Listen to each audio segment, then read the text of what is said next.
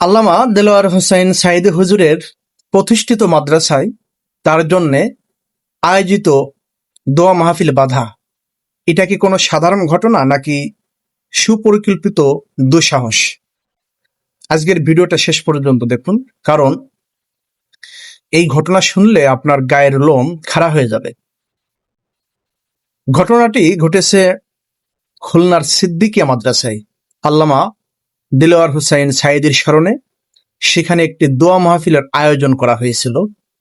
সেখানে বাধা দিয়েছেন স্থানীয় এক যুবদল নেতা। যে মানুষটির মৃত্যুতে সারা দেশের মানুষ কেঁদেছে, যে মানুষটি মানুষের হৃদয়ে জায়গা করে নিয়েছেন, তার জন্য আয়োজিত দোয়া অনুষ্ঠানে এমন হট্টগোল আর বাধা আসলে কি মেনে নেওয়া যায়? বিষয়টা আরো গভীর। আল্লামা সাঈদীর মৃত্যুতে খোদ বিএনপির শীর্ষ নেতৃত্ব, বর্তমান প্রধানমন্ত্রী তারেক রহমান নিজেই শোকবার্তা দিয়েছিলেন। তাদের কেন্দ্রীয় নেতারা জানাজায় অংশ নিয়েছিলেন। সেই দলেরই একজন কর্মী বা নেতা হয়ে কিভাবে এমন দুঃসাহস দেখাতে পারেন? আমার কি মনে হয় জানেন?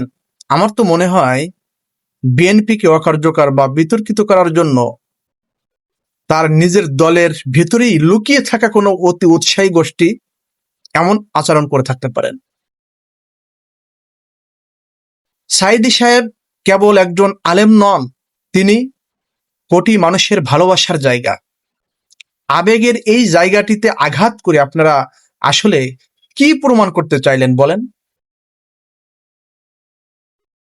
আল্লামা দেলোয়ার হোসেন সাঈদী হুজুরের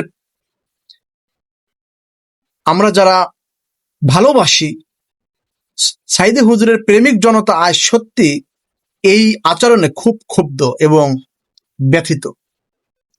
একটা কথা স্পষ্ট করে বলে দিতে চাই, আমাদের ধৈর্যকে দয়া করে দুর্বলতা ভাবলে ভুল হবে।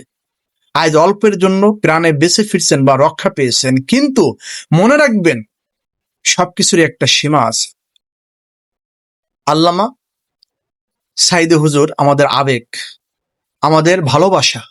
এই আবেগ নিয়ে খেলা করার দুঃসাহস নেক্সট টাইম আর দেখাবেন না। পলিটিক্স করুন, কিন্তু আবেগের জায়গায় আঘাত করবেন না।